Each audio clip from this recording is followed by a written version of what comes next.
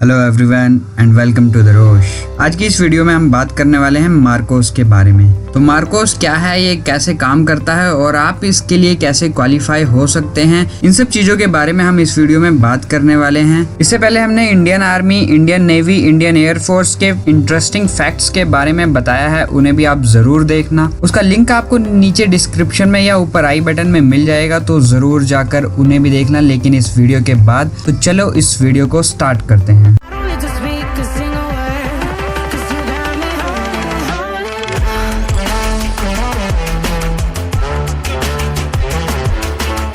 Marcos, जिन्हें पहले समुद्री कमांडो भी कहा जाता था, इंडियन नेवी की स्पेशल फोर्स है और इसको 1987 में इस्टेब्लिश किया गया था। मार्कोस की ट्रेनिंग इतनी कड़ी होती है कि इनको आतंकवाद से लेकर नेवी ऑपरेशन और एंटी पायरेसी ऑपरेशन में भी इस्तेमाल किया जाता है। कुछ मामलों में इनको अमेरिकी नेवी सील से भी बेहतर माना जाता है। इनका मोटो है द फ्यू द फियरलेस। सेना के 1000 सैनिकों में से कोई एक ही मार्कोस कमांडो बन पाता है। इसका मतलब इसमें सिलेक्शन होना बहुत ही मुश्किल होता है। ये कमांडो भारत के सबसे खतरनाक कमांडो में गिने जाते हैं। इनसे किसी भी तरह के ऑपरेशन करवाए जा सकते हैं, जबकि मरीन यानी पानी से जुड़े ऑपरेशन में इनको महारत हासिल है। अब बात करते हैं मार्कोस कमांडो का सिलेक्शन कैसे होता है।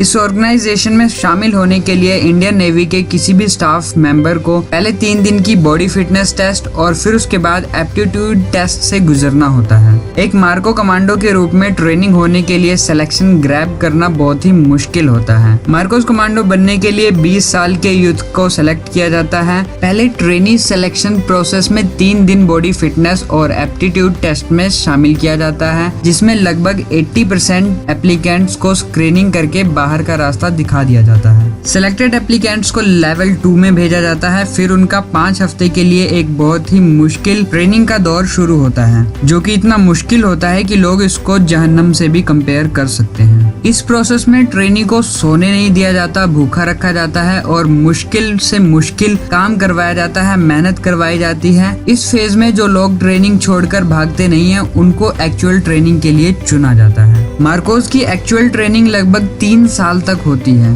इस ट्रेनिंग में इनको जांघों तक कीचड़ में घुसकर 800 मीटर की दौड़ लगानी पड़ती है और इस दौरान इनके कंधों पर 25 किलो वजन भी रखा जाता है। इसके बाद इन जवानों को हालो और हाहो नाम की 2 ट्रेनिंग को पूरा करना पड़ता है। हालो जंप में जवान को लगभग 11 किलोमीटर की ऊंचाई से जमीन पर कूदना होता है, जबकि हाहो जंप में जवान को 8 किलोमीटर की ऊंचाई से कूदना होता है और 8 सेकंड के अंदर अपने पैराशूट को भी खोलना होता है। मार्कोस ट्रेनीज को पैरा जंपिंग के लिए पैराट्रूपर ट्रेनिंग स्कूल आगरा और डाइविंग की ट्रेनिंग के लिए कोच्चि में नौसेना के डाइविंग स्कूल में ट्रेनिंग दी जाती है। मार्कोस कमांडो को हर तरह के वेपन्स और टूल्स, इनमें चाकू और धनुष चलाना, स्नाइपर राइफल्स चलाना, बॉम्ब और नंगे हाथों से लड़ने के लिए ट्रेन किया जाता है। यहाँ पर एक चौंकाने वाली बात यह है कि इन कमांडो के घर वालों को भी ये पता नहीं होता कि वो कमांडो हैं। इनको अपनी पहचान हमेशा छुपा कर रखना होता है। मार्कोस कमांडो की ज्यादातर ट्रेनिंग INS